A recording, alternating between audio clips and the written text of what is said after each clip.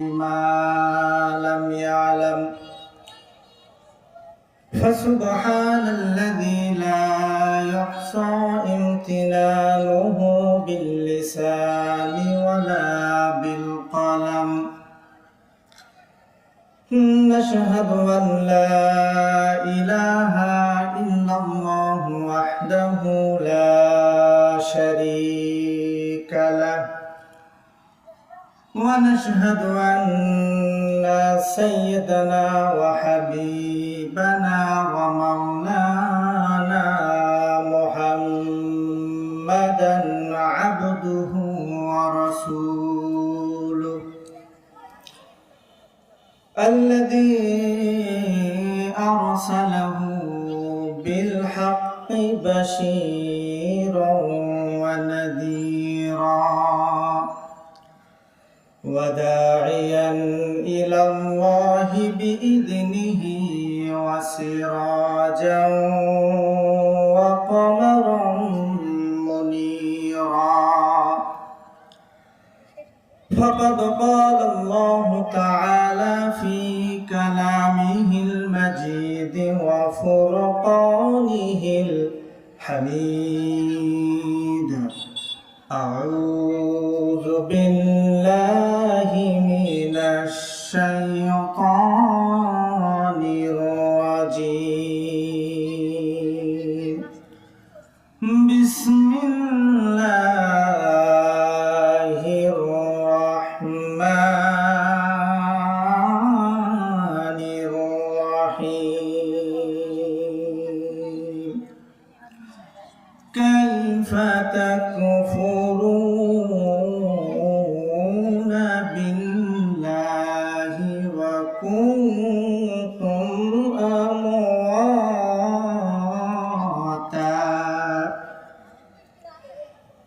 أمواتا فأحياكم ثم يميتكم ثم يحييكم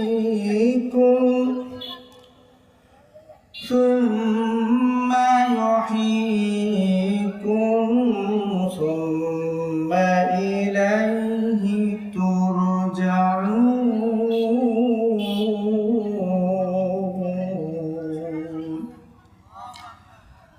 الله أكبر. بسم الله الرحمن الرحيم. إن الله وملائكته يصلون على النبي يا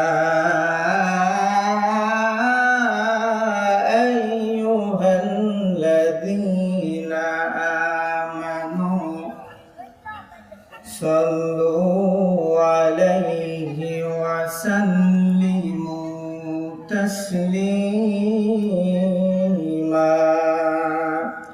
اللهم صل على محمد وعلى آل محمد كما صليت على إبراهيم وعلى آل إبراهيم إنك حميد مجيد. اللهم بارك على محمد وعلى آل محمد كما باركت على إبراهيم وعلى آل إبراهيم إنك حميد مجيد. আসসালামু আলাইকুম ওয়া রাহমাতুল্লাহি ওয়া বারাকাতুহু। সম্মানিত উপস্থিতি, সর্বপ্রথম সেই মহান রবের শানে কালেমাতুশ শুকর আদায় করি যে মহান রব্বুল আলামিন আমাদেরকে আজকে এই জান্নাতের বাগানে আসবার তৌফিক দান করলেন, সুস্থতা দান করলেন, হায়াতে তৈয়বা দান করলেন। এই সুস্থতা পেয়ে, হায়াতে তৈয়বা পেয়ে জান্নাতের বাগানে আসতে পারলাম, কোরআনের মাহফিলে আসতে পারলাম, বসতে পারলাম, কিছু কথা বলা ও শোনার সুযোগ আমরা পেলাম, আল্লাহ রাব্বুল আলামিন দিলেন। আসুন সেই রবের শানে সবাই কালেমাতু শুকর আদায় করি। সবাই বলুন আলহামদুলিল্লাহ। প্রশংসা করলে সম্মান বাড়ে না কমে? মর্যাদা বৃদ্ধি হয় না কম হয়? সম্মানিত হাজিরিন, হাদিস শরীফ এসেছে আলহামদুলিল্লাহি তামলাউল মিজান। যে ব্যক্তি আলহামদুলিল্লাহ পড়ে তার নেকের পাল্লা, আমলের পাল্লা ভারী করে দেন। তিনি কে? সবাই বলুন সুবহানাল্লাহ। প্রিয় হাজিরিন, আমাদেরকে এই জন্য বেশি বেশি করে শুকর আদায় করতে হবে, কেননা একজন মানুষ দৈনন্দিন 16 কেজি করে অক্সিজেন নেয়। কয় কেজি? 16 কেজি করে অক্সিজেন নেয়। যে অক্সিজেনটা আল্লাহ রাব্বুল আলামিন কি দেন? ফ্রি দেন। তো 1 কেজি অক্সিজেনের দাম 250 টাকা। কত টাকা? 250 টাকা। তো 1 কেজি অক্সিজেনের দাম যদি 250 হয়, 250 দিয়ে 16কে গুণ দিলে হয় 4000 টাকা। আল্লাহ রাব্বুল আলামিন বিনা পয়সায় এই 4000 টাকার অক্সিজেন প্রতিদিন আমাদের সকলকে দান করেন। এই জন্য সবাই বলুন আলহামদুলিল্লাহ। অক্সিজেনের কত দাম করোনার মধ্যে বোঝা গেছে। কথা বলো ঠিক না বেঠিক? অক্সিজেনের কত দাম? যার একজন রোগী হাসপাতালের বেডে পড়ে আছে, অক্সিজেনের দরকার, সেই বোঝা হ্যাঁ অক্সিজেনের দাম কতখানি। আর আমরা ফ্রি অক্সিজেন পাচ্ছি। আল্লাহ পাকের এই বিশেষ নিয়ামত আমরা কিছু মনেই করছি না যে এটি কত মূল্যবান, কত দামি। সম্মানিত হাজিরিন, আমি বাড়তি কথার দিকে যাব না, সময় সংকীর্ণ। সবাই একটু দোয়া করবেন আল্লাহ রাব্বুল আলামিন যাতে কোরআন হাদিস থেকে ভালো ভালো কথাগুলো বের করে দেন। সবাই বলুন আল্লাহুম্মা আমিন।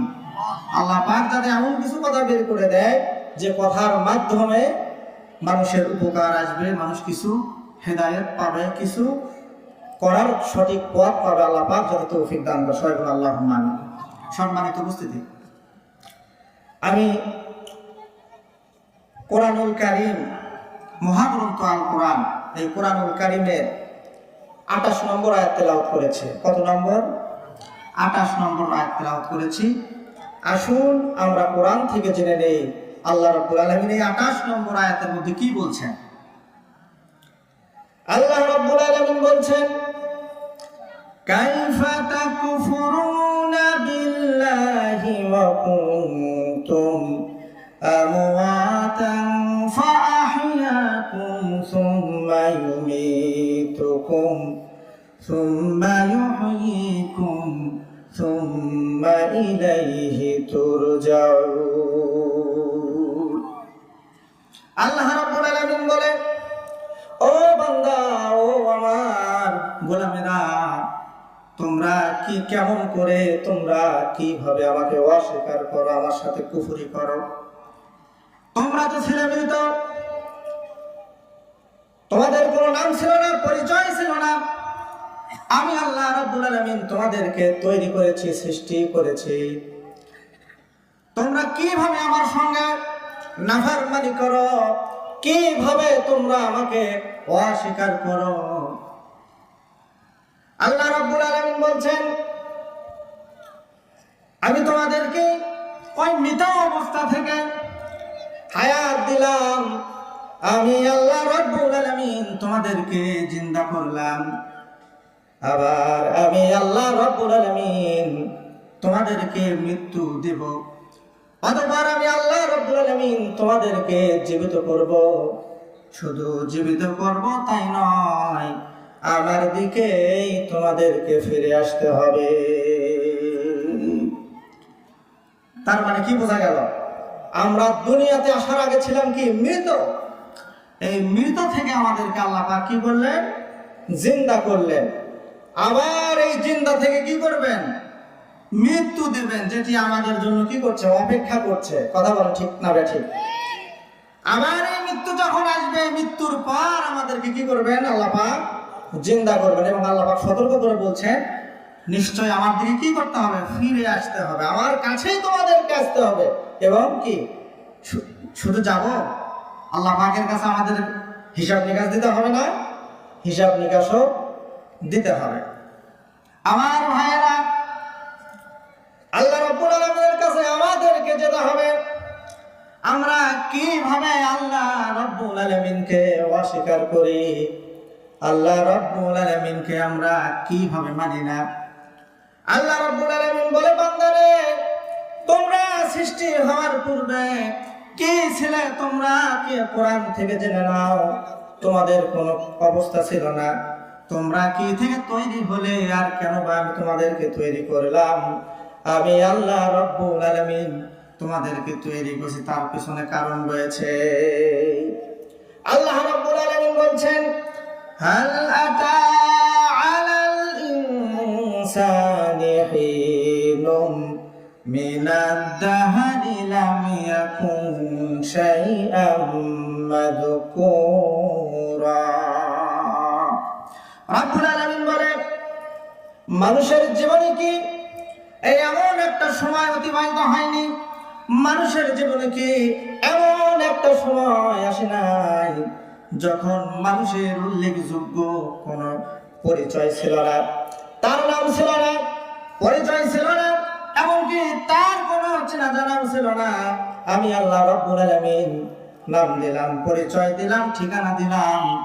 আমি আল্লাহ রাব্বুল আলামিন তোমাকে ক্ষমতা দিলাম, যশ খ্যাতি দিলাম, ইত্যাদি দিয়া আমি আল্লাহ রাব্বুল আলামিন তোমাকে দুনিয়াতে পাঠিয়েছি। ও বান্দা, এত কিছু দিলাম, তারপরেও তুমি কিভাবে আমাকে অস্বীকার করো? তোমার কি কলিজার মধ্যে কাঁপে না? তোমার কি একটু ভয় হয় না? তোমার কি একটু মায়া হয় না? তুমি কিভাবে আমাকে অস্বীকার করো? বান্দারে, তোমাদেরকে আমি রূহের জগতে একত্রিত করেছিলাম, তোমাদেরকে প্রশ্ন করেছিলাম। আমি আল্লাহ রাব্বুল আলামিন তোমাদেরকে বলেছিলাম, আলাস্তু বিরাব্বিকুম, আমি কি তোমাদের রব নই? আমি কি তোমাদের সৃষ্টিকর্তা নই? আমি আল্লাহ রাব্বুল আলামিন তোমাদেরকে কি সৃষ্টি করি নাই? তোমরা সকলেই উত্তর দিয়ে বলেছিলে, ক্বালু বালা শাহিদনা, আমরা সাক্ষ্য দিতেছি, আমরা বলছি রব্বুল আলামিন আপনি আমাদের রব, আপনি আমাদের স্রষ্টা। আমাদেরকে আল্লাহ রাব্বুল আলামিন রূহের জগতে একত্র করে সকলের কাছ থেকে জবানবন্দি নিয়েছিলেন। কথা বলুন, ঠিক না ঠিক? সেই জবানবন্দিতে আমরা বলেছিলাম আপনি আমাদের রব, আপনি আমাদের স্রষ্টা। কিন্তু আজকে সেই স্রষ্টাকে আমরা ভুলে গেছি, ঠিক না ঠিক? আমরা আল্লাহ রাব্বুল আলামিনের হুকুম মানি না, আমরা আল্লাহ রাব্বুল আলামিনের আদেশ মানি না, আমরা আল্লাহ রাব্বুল আলামিনের নিষেধগুলো বর্জন করি না, আমরা নামাজ আদায় করি না, ওজনে কম দেওয়া ছাড়ি না, মিথ্যা কথা ছাড়ি না, আমরা আল্লাহ রাব্বুল আলামিনের সঙ্গে নাফরমানি করা ছাড়ি না। যখন আল্লাহ রাব্বুল আলামিনের হুকুমগুলো মানি না, যখন আল্লাহ রাব্বুল আলামিনের হুকুম মানি না, তখন আল্লাহ রাব্বুল আলামিনের অস্বীকার করা হয়। এজন্য আমাদের সকলকে সব সময় আল্লাহ পাকের হুকুম কি করতে হবে? মানতে হবে। আল্লাহ রাব্বুল আলামিনের হুকুম যদি আমরা না মানি, তাহলে আমাদের অনেক বড় কি আছে, সমস্যা রয়েছে। আমার ভাইয়েরা, আমরা কোথায় থেকে আসলাম, কিভাবে তৈরি হলাম, আল্লাহ পাক কে দিয়ে আমাদেরকে তৈরি করলো, আল্লাহ রাব্বুল আলামিন আমাদেরকে কেন বা তৈরি করলেন? আল্লাহ রাব্বুল আলামিন বলছেন, ইন্না খালাকনাল ইনসানা মিন নুতফাতিন আমশাজিন নাবতালিহি ফাজআলনাহু সামিআন বাসীরা। আল্লাহ রাব্বুল আলামিন বলছেন, ও বান্দা, তোমরা তো ছিলে শুক্রাণুর মধ্যে, আমি আল্লাহ রাব্বুল আলামিন তোমাদেরকে শুক্রাণু দিয়ে তৈরি করেছি। আমি তোমাদেরকে কেন তৈরি করেছি? আল্লাহ রাব্বুল আলামিন ডাক দিয়ে বলছে, বান্দারে, আমি তোমাদেরকে এই জন্য তৈরি করেছি যাতে করে তোমাদেরকে পরীক্ষা করতে পারি। কি করবেন বলেন তো? পরীক্ষা করবেন। আল্লাহ রাব্বুল আলামিন দুনিয়াতে পাঠিয়ে দিয়েছেন। হাদিসের মধ্যে এসেছে দুনিয়া হলো শস্য ক্ষেত, আখিরাতের শস্য ক্ষেত। এই দুনিয়াতে আপনি যা বপন করবেন আখিরাতে সেই অনুযায়ী আপনি ফল পাবেন। কথা বলুন ঠিক না বেঠিক? এই জন্য দুনিয়াতে কি করতে হবে? ভালো আমল করতে হবে। ভালো আমল বাদ দিয়ে যদি খারাপ আমল করেন তাহলে আখিরাতে কি ওই খারাপটাই উঠবে, ভালো আর উঠবে না। আপনি যদি জমিনে যদি ধানের বীজ লাগায়া সরিষা যদি আশা করেন পাবেন? বলেন তো পাবেন? হবে? হবে না। সম্মানিত ভাইয়েরা আমার, ওই আয়াতের মধ্যে আল্লাহ রাব্বুল আলামিন বলছেন, ও বান্দা আমি তোমাকে সৃষ্টি করলাম, যেমন তেমন ভাবে সৃষ্টি করি নাই। বান্দারে আমি তোমাকে সৃষ্টি করেছি মানুষের সর্বশ্রেষ্ঠ একটি অঙ্গ মুখ দিয়ে আমি তোমাকে সৃষ্টি করেছি। আমার ভাইয়েরা, দুনিয়াতে যত প্রাণী রয়েছে সমস্ত প্রাণীর মুখ রয়েছে, কিন্তু মানুষ ব্যতীত কোন প্রাণী কথা বলতে পারে একটু বলেন তো? আছে নাকি? নাই। এই কথা বলার শক্তি দিয়ে আল্লাহ রাব্বুল আলামিন আমাদেরকে পাঠালেন। শুধু তাই নয়, আমাদেরকে আল্লাহ রাব্বুল আলামিন কান দিয়ে শোনার শক্তি দিয়ে আমাদেরকে বানালেন। বলুন সুবহানাল্লাহ। আমার ভাইরা, আল্লাহ রাব্বুল আলামিন আমাদেরকে কিভাবে বানালেন? আল্লাহ রাব্বুল আলামিন বলছেন, সুম্মা খালাকনান নুতফাতা আলাকাতান ফাখালাকনাল আলাকাতা মুদগাতান ফাখালাকনাল মুদগাতা ইদামান ফাকাসাওনাল ইদামা লাহমা। আল্লাহ রাব্বুল আলামিন বলছেন, ও বান্দা তোমরা ভালোভাবে শোনো। ও বান্দা আমি তোমাদেরকে কিভাবে তৈরি করলাম। আল্লাহ রাব্বুল আলামিন বলছে, বান্দারে তোমরা ছিলে শুক্রাণুর মধ্যে, বাবার স্পার্ম মনোজনের মধ্যে ছিলে, মায়ের রহমের মধ্যে ছিলে। তোমার বাবা মায়ের মেলনের মাধ্যমে আমি তোমার মায়ের গর্ভের মধ্যে তোমাকে একটা জায়গা দিলাম, তোমাকে একটা স্থান করে দিলাম। তারপর আমি আল্লাহ রাব্বুল আলামিন হুকুম দিয়া তোমার ওই নাপাক পানিটাকে আমি জমাট রক্তে পরিণত করে দিলাম। তারপর আল্লাহ রাব্বুল আলামিন কি করলেন? 40 দিন বসে বসে ফেরেশতাদেরকে অর্ডার দিয়া ওই জমাট রক্তটাকে আল্লাহ রাব্বুল আলামিন গোশতের পিণ্ডে পরিণত করে দিলেন। একটু জোরে বলা যাবে কি সুবহানাল্লাহ? গোশতের আকারে তৈরি হয়ে গেল। এরপর আল্লাহ রাব্বুল আলামিন বলে, ও বান্দা আমি তোমাদেরকে কিভাবে তৈরি করলাম তা কি তোমরা চিন্তা করেছো? তোমার ওই গোশতের পিণ্ডটার মধ্যে আমি কি কি দিলাম? 120 দিন ধরে আমার ফেরেশতারা অক্লান্ত পরিশ্রম করে বান্দা আমি আল্লাহ রাব্বুল আলামিন হুকুম দিয়া তোমার ওই গোশতের পিণ্ডের মধ্যে চামড়া দিলাম, রগ দিলাম, ছাউনি দিলাম, কচি কচি হাড় দিলাম, একটা স্ট্রাকচার তৈরি করলাম।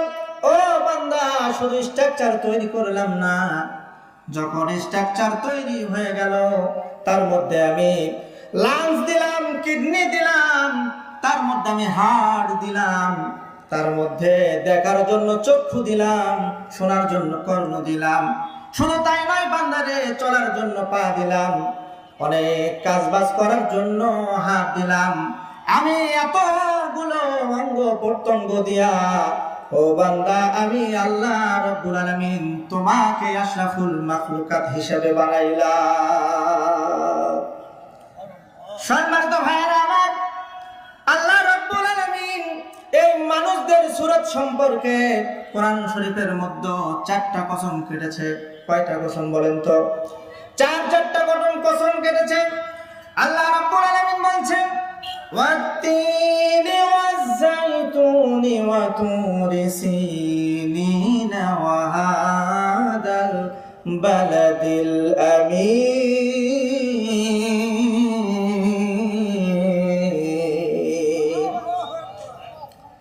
আল্লাহ রাব্বুল আলামিন বলছেন, ডুমুরের কসম, জাইতুন কসম, তুরে সিনের কসম, পবিত্র মক্কা নগরীর কসম, লাকাদ খালাকানাল ইনসানা ফি আহসানি তাকবীর।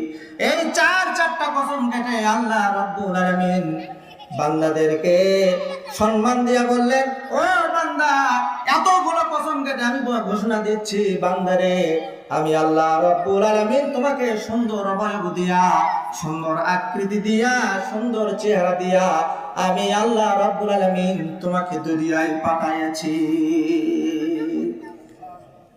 কোন মানুষের ক্ষমতা নাই আল্লাহ রাব্বুল আলামিনের এই নিয়ামতগুলোকে অস্বীকার করা। কোন মানুষের সাহস হবে না আল্লাহ পাককে অস্বীকার করা। কিন্তু প্রতিটি মানুষ সব সময় আল্লাহ রাব্বুল আলামিনের নাফরমানি করেই চলছে, হুকুমগুলো মানছে না, মানুষকে ঠকাচ্ছে, মিথ্যা বলছে, সুদের মধ্যে রয়েছে, ঘুষের মধ্যে রয়েছে, জিনা বিচারের মধ্যে রয়েছে। সমাজের এমন কোনো পাপ কাজ নাই আমাদের মতন মানুষদের দ্বারা এখন আর হচ্ছে না। সম্মানিত উপস্থিতি, এত পাপ আমরা করছি যা ভাষায় প্রকাশ করা যাবে না। আল্লাহ রাব্বুল আলামিন বলে, ও বান্দা, আমি তোমাদেরকে কেমন করে বানালাম, তোমার মা তোমার জন্য কত কষ্ট করলো তুমি কি জানো? আল্লাহ রাব্বুল আলামিন বলছে, সন্তানটার বয়স যখন 6 মাস হয়ে গেল, 6 মাস যখন সন্তানের বয়স হয়ে গেল, তখন ওই সন্তানের ক্ষুধার উদ্রেক হলো। আল্লাহ রাব্বুল আলামিন তখন ওই সন্তানের নাভির তারের সঙ্গে মায়ের মাসিক অসুখকে বন্ধ করে দিয়া মায়ের নাভির তারের সঙ্গে জোড়া লাগায়া আল্লাহ রাব্বুল আলামিন মায়ের ওই নাপাক রক্তগুলো খাওয়ালেন। আল্লাহ রাব্বুল আলামিন মুখ দিয়ে খাওয়ালেন না, এই জন্য মুখ দিয়ে খাওয়ালেন না, তারের মাধ্যমে নাভির মাধ্যমে পাস করে দিলেন। আল্লাহ রাব্বুল আলামিন বলছেন, বান্দারে, আমি তোকে মুখ দিয়ে কেন খাওয়ালাম না আমার কাছ থেকে শুনে নে। আল্লাহ রাব্বুল আলামিন বলছেন, ও বান্দা, আমি তোমাদেরকে কেন মুখ দিয়ে নাপাক পানিগুলো খাওয়ালাম না? এই জন্য খাওয়া নাই, তোমার মুখটাকে আমি পবিত্র রেখেছি যাতে দুনিয়াতে আসার পর তোমার ওই পবিত্র মুখ দিয়া আমি আল্লাহ রাব্বুল আলামিনের পবিত্র নামের জিকির করতে পারো। সুবহানাল্লাহ। আল্লাহ পাক মুখকে পবিত্র রেখেছেন কি কারণে? আল্লাহ পাকের জিকির করার কারণে। কিন্তু এই মুখ দিয়ে এমন কোন হারাম কাজ নাই যা আমরা করি না। কথা বলুন ঠিক না ঠিক? এই মুখ দিয়ে গাঁজা খাই, এই মুখ দিয়ে বিড়ি খাই, সিগারেট খাই, মদ খাই, ইয়া বাবা খাই, এমন কোন পাপ কাজ নাই এই মুখ দিয়ে হয় না। কথা বলেন ঠিক না ঠিক? এমন কোন পাপ কাজ নাই। আল্লাহ রাব্বুল আলামিন এই মুখকে দিয়েছেন তোমাদেরকে এই সমস্ত পাক জিনিস খাওয়ার জন্য। আল্লাহ রাব্বুল আলামিন কি মুখ দিয়েছেন নাপাক খাওয়ার জন্য? কথা বলেন তো ঠিক না ঠিক? হাসরের ময়দানে আল্লাহ রাব্বুল আলামিন যদি মানুষদেরকে বলে, ও বান্দা, পেটের মধ্যে আমি তোমাদেরকে নাপাক খাওয়াই নাই, তোমাদের মুখকে আমি পবিত্র রেখেছি, কিন্তু বান্দা তুই আমার সম্মান রাখলি না দুনিয়াতে আসার পর, নাফরমানি করলি, দুনিয়াতে আসার পর মদ খালি, গাঁজা খালি, গাঁজার ব্যবসা করলি, বিড়ি খালি, সিগারেট খালি, হেরোইন খালি, সমস্ত নাপাক গুলো খায়া তোর মুখটা অপবিত্র করেছিস। এখন আমার সামনে তুই কিভাবে দাঁড়াস? আমাদের কি দাঁড়ানোর কোনো সাহস থাকবে সেদিন? তাহলে এই মুখ দিয়ে যদি খারাপ জিনিসগুলো খাই, আল্লাহ পাকের কাছে এই মুখ নিয়ে কিভাবে দাঁড়াবো? আমার কাছে একটু উত্তর দেন। দাঁড়ানো যাবে? বলেন যাবে? যাবে না। এই জন্য আল্লাহ পাকের কাছে যেহেতু ফিরেই যেতে হবে, আলোচনা যেদিকে যাক কথা ওখানেই যাবে। যেহেতু আল্লাহ পাকের কাছে আমাদেরকে ফিরেই যেতে হবে, তাহলে ফেরার মতো করেই কি ফিরতে হবে। আমার ভাইয়েরা, পেটের মধ্যে তখন সন্তানের বয়স 7 মাস হয়ে গেল। 7 মাস বয়স যখন পেটের মধ্যে একটা সন্তানের হয়ে যায়, বিজ্ঞান বলছে মায়ের পেটের মধ্যে যে থলিটা থাকে সেই থলিটা থাকে সর্বসা করলে 10 ইঞ্চি। 10 ইঞ্চি একটা থলির মধ্যে সন্তান থাকে। সম্মানিত ভাইরা আমার, আচ্ছা বলেন তো, একটা সন্তান যখন জন্মগ্রহণ করে তখন ওই সন্তান 10 ইঞ্চি জন্মগ্রহণ করে নাকি বলেন তো? করে। 15 ইঞ্চি, 16 ইঞ্চি, 18 ইঞ্চি, এমনকি 20-22 ইঞ্চি পর্যন্ত একটা সন্তান জন্মগ্রহণ করে। কথা বলেন ঠিক কিনা? তাহলে পেটের মধ্যে থলেটা যদি 10 ইঞ্চি হয়, তাহলে কিভাবে ওই সন্তানটা পেটের মধ্যে থাকলো আমাদের জানার দরকার আছে কিনা নাই? 10 ইঞ্চি একটা থলের মধ্যে যখন 7 মাস বয়স হয়ে যায়, তখন ওই সন্তানটা 10 ইঞ্চি লম্বা হয়ে যায়। 7 মাস 1 দিন যখন বয়স হয়ে যায়, বিজ্ঞান বলছে জানি না কিভাবে কোথায় থেকে কে যেন এসে ওই সন্তানটার পা মায়ের কলিজার নিচে সেটিং করে দেয়। সন্তান যদি 1 ইঞ্চি লম্বা হয়, কলিজাটা 1 ইঞ্চি উপরের দিকে উঠে যায়। সন্তান যদি 2 ইঞ্চি 5 ইঞ্চি লম্বা হয়ে যায়, মায়ের কলিজাটা 5 ইঞ্চি উপরের দিকে উঠে যায়। চিৎকার মেরে বলুন আল্লাহু আকবার। সম্মানিত ভাইরা আমার, এই কলিজাটা কি এমনি এমনি উঠে যায়? এই কলিজাটা কি এমনি এমনি উঠে যায় নাকি? এমনি এমনি ওঠে না। বিজ্ঞান বলছে যে সন্তানটা কম নড়াচড়া করে, ওই সন্তানটা মায়ের পেটের মধ্যে হওয়া থেকে শুরু করে ডেলিভারি হওয়া পর্যন্ত একটা নয়, দুইটা নয়, কম করে হলেও 4500টা লাথি দেয়। কয়টা লাথি? 4500টা লাথি কি করে একটা সন্তান মায়ের পেটের মধ্যে দেয়। সম্মানিত ভাইরা আমার, 4500টা লাথি সন্তান মারে। কিন্তু আমাদের কথা হলো, তাহলে মা কেন মরে না? সম্মানিত উপস্থিতি, বিজ্ঞান বলছে, লন্ডনের গবেষকেরা একটা মায়ের কলিজা নিয়ে আর একটা বাবার কলিজা নিয়ে গবেষণা করেছে। কৃত্রিম একটা পা মায়ের কলিজার নিচে সেটিং করে দিয়েছে। যখন ওই মায়ের কলিজাতে যখন লাগিয়ে দিল, তখন মায়ের কলিজার তেমন কোনো ক্ষতি হলো না। কিন্তু বাবার কলিজাতে যখন লাগিয়ে দিল, বাবার কলিজা ফেরে খান খান হয়ে গেল। সম্মানিত ভাইয়েরা আমার, এই লাঠিটা আপনিও মেরেছেন, আমিও মেরেছি, সভাপতিও মেরেছে, যত লোকজন রয়েছে সকলেই মেরেছে। কথা বলেন, মারছেন কি মারেননি? মা কষ্টের পর কষ্ট করে আমাদেরকে পেটে ধরেছে। আল্লাহ রাব্বুল আলামিন বলছেন, ওয়াসাইনাল ইনসানা বিওয়ালিদাইহি ইহসানা হামালাতুহু উম্মুহু কুরহান ওয়া ওয়াদাআতুহু কুরহান ওয়া হামলুহু ওয়া ফিসালুহু 30 শাহরা। রাব্বুল আলামিন বলে, ও বান্দা, তোমরা পিতামাতার সঙ্গে খারাপ আচরণ করো না, পিতামাতার সঙ্গে তোমরা বেয়াদবি করো না, পিতামাতার সেবা যত্ন করো। কেননা তোমার মা তোমাকে গর্ভধারণ করেছে, কষ্টের পর কষ্ট করে তোমার মা তোমাকে পেটে ধরেছে, এরপর কষ্টের পর কষ্ট সহ্য করে তোমার মা তোমাকে ডেলিভারি করেছে। শুধু তাই নয়, তোমাকে পেটে ধরা হতে শুরু করে তোমাকে দুধ খাওয়ানো পর্যন্ত তোমার মা 30টা মাস তোমার জন্য কষ্ট করেছে। কয়টা মাস? 30 মাস। এমন আমার সন্তান আছে 4 বছর 5 বছর পর্যন্ত মায়ের দুধ খায়। কথা বলো ঠিক না ব্যাঠিক? কে দিয়ে মায়ের এই ঋণ শোধ করবো?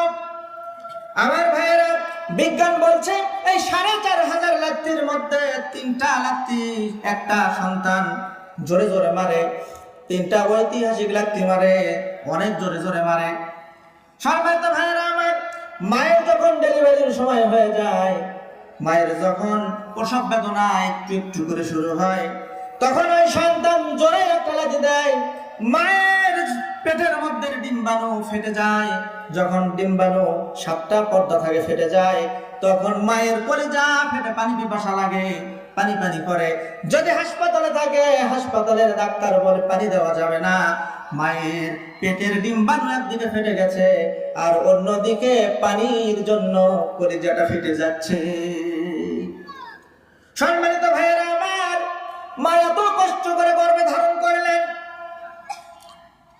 স্ত্রীদের কাছে শুনে দেখবেন, বোনদের কাছে শুনে দেখবেন, অনেক সময় খেতে বসেছে, সন্তান একটা লাথি দিয়েছে, খাবারটা ঢেকে দিয়ে আস্তে করে উঠে বুকটা চেপে ধরে বিছানায় শুয়ে পড়েছে।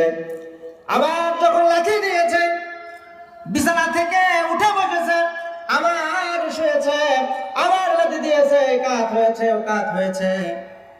অনেকগুলো লাথি খেয়ে আমাদেরকে এই দুনিয়াতে আসতে হয়েছে। সম্মানিত ভাইয়েরা আমার, ডিম্বাণুর 7টা পর্দা ফেটে গেছে প্রথম লাথিতে। আবার যখন দ্বিতীয় লাথিটা মারে, প্রসব বেদনা যখন মাঝামাঝি চলে যায়, তখন এমন জোরে একটা লাথি দেয়, জরায়ুর মুখের 7টা পর্দা থাকে, ওই 7টা পর্দা ফেটে খান খান হয়ে যায়।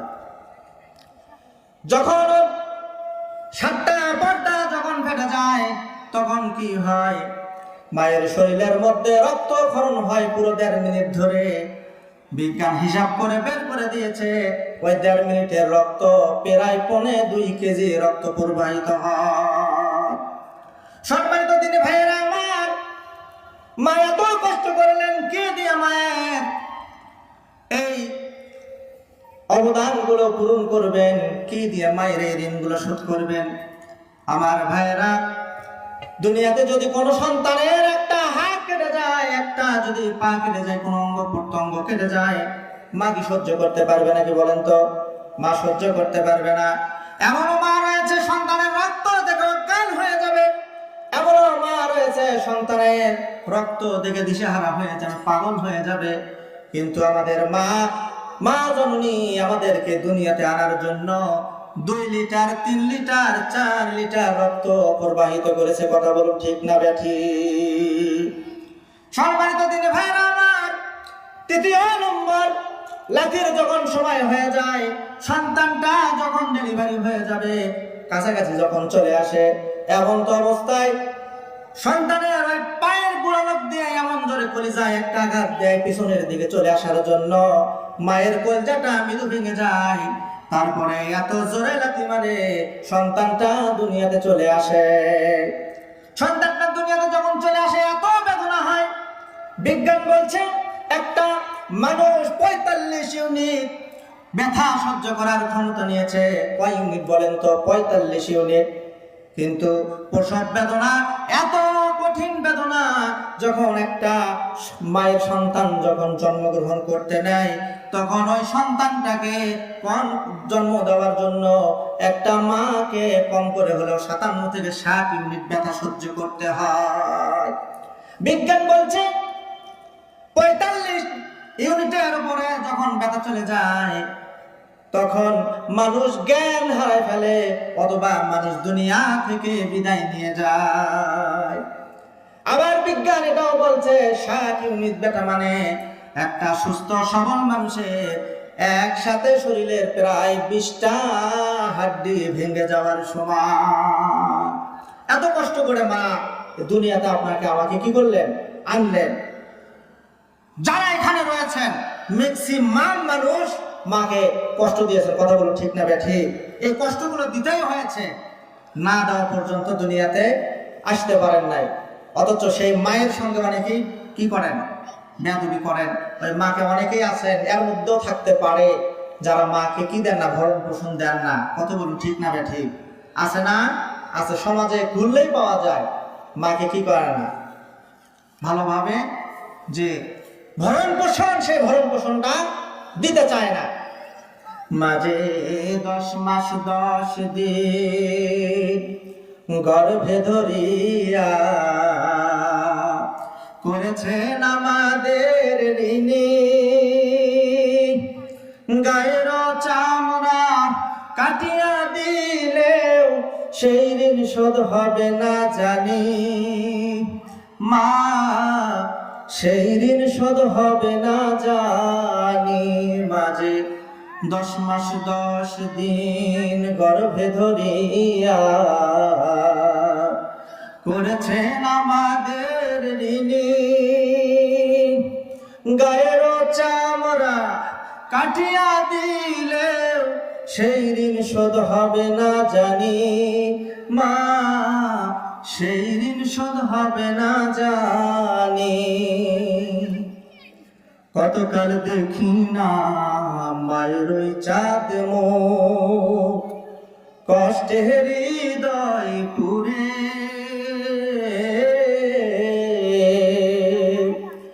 কতকাল দেখি না মায়ের ওই চাঁদ মুখ, কষ্টে হৃদয় পুরে। পিঠা পুলি বানাইয়া পায়েস রান্ধিয়া মা প্রতীক্ষা করে। কথা বলো ঠিক না বে ঠিক? অনেক মা রয়েছে সন্তান যদি ভরণ পোষণ নাও দেয়, কিন্তু ওই মা সন্তানের জন্য ছোট্ট কিছু হলেও নিয়ে অপেক্ষা করে। কথা বলুন ঠিক না ঠিক? আমরা সেই মায়ের সঙ্গে নাফরমানি করে সেই মাকে আমরা ভরণ পোষণ দিতে চাই না।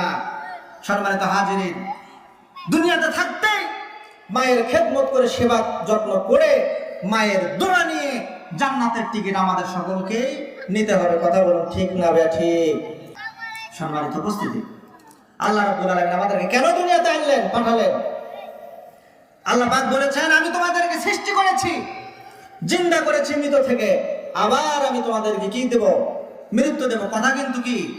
ওখানে যেতে হবে। আল্লাহ রাব্বুল আলামিন বলছে, আমি তোমাদেরকে জিন্দা করেছি, আমি তোমাদেরকে হায়াত দিয়ে জিন্দা করে দুনিয়াতে পাঠিয়েছি। কেন পাঠিয়েছি শুনে নাও। আল্লাহ রাব্বুল আলামিন বলছেন সূরাতুল মুলকের মধ্যে, আল্লাহ রাব্বুল আলামিন বলছেন, আল্লাযী খালাকাল মাউতা ওয়াল হায়াতা লিয়াবলুয়াকুম আইয়ুকুম আহসানু আমালা। রাব্বুল আলামিন বলে, ও বান্দা, ও গোলাম, আমি তোমাদেরকে দুনিয়াতে কেন পাঠালাম? আমি আল্লাহ রাব্বুল আলামিন দুনিয়াতে পাঠিয়েছি দুইটি জিনিস দিয়ে। কয়টি জিনিস বলুন তো? দুইটি জিনিস দিয়ে আমি তোমাদেরকে দুনিয়াতে পাঠিয়েছি। নাম্বার 1 হলো হায়াত দিয়ে পাঠিয়েছি, নাম্বার 2 হলো তোমাদের মৃত্যু দিয়ে পাঠিয়েছি। আর এই হায়াত মৃত্যু আমি আল্লাহ রাব্বুল আলামিন এই জন্য দিয়েছি, যাতে করে আমি দেখতে পারি তোমাদের মধ্যে কে উত্তম আমল করতে পারে। ভালো আমল করার জন্য দুনিয়াতে পাঠিয়েছেন আল্লাহ রাব্বুল আলামিন, পাঠিয়েছেন দেখবেন কে আমার জন্য ইবাদত করে, কে আমার হুকুম মানে, কে আমার নিষেধগুলো বর্জন করে, কে আমার আদেশগুলো মেনে নেয়, কে আমার জন্য দান করে, কে আমার জন্য ইবাদত করে, কে আমার জন্য ভালো কাজ করে, কে আমার জন্য মন্দ কাজগুলো ছেড়ে দেয়। এইটা পরীক্ষা করার জন্য আল্লাহ রাব্বুল আলামিন আমাদেরকে পাঠিয়ে দিয়েছেন। সাথে দুইটি জিনিস দিয়েছেন, জীবন এবং মৃত্যু। আমরা দুনিয়াতে এসেছি ভালো কাজের ধার দিয়ে যাই না। ভালো কাজ যদি একটা করি, তার খারাপ কাজ করি 10টা। ভালো কাজ যে একটা কাজ করি, সেই কাজটার নাম হলো কি বলেন তো? ভালো যে একটা কাজ করি, সেই কাজের নাম জানেন? নামাজ। আমরা নামাজ পড়ি, এখানে বিভিন্ন শ্রেণীর নামাজি আছে। কেউ আছে 5 ওয়াক্তের নামাজি, কেউ আছে সপ্তাহে 1 দিনের নামাজি, কেউ আছে বছরে 2 দিনের নামাজি, আবার কেউ আছে কি নাই ওই জানাজার নামাজ। আর বাপ মরছে, জানাজাত না গেলে কি সমস্যা, ওই জন্য বাপের জানাজায় গেছে, এরকম ব্যক্তি থাকতেও পারে। কথা বলুন ঠিক না ঠিক? সম্মানিত উপস্থিতি, এই যে একটা ভালো কাজের মানুষ আছে নামাজ পড়ে, তারও আবার সমস্যা। বলে কি ধরনের সমস্যা? নামাজ পড়তেছে, পড়তে পড়তে যদি হুজুরের যদি একটু ক্যারাকটা বড় হয়, পিছন থেকে সিগন্যাল দেয়, হুজুর তাড়াতাড়ি শেষ করেন। কথা বলেন ঠিক না ঠিক? আছে কিনা নাই? আবার আরেক শ্রেণীর লোক আছে,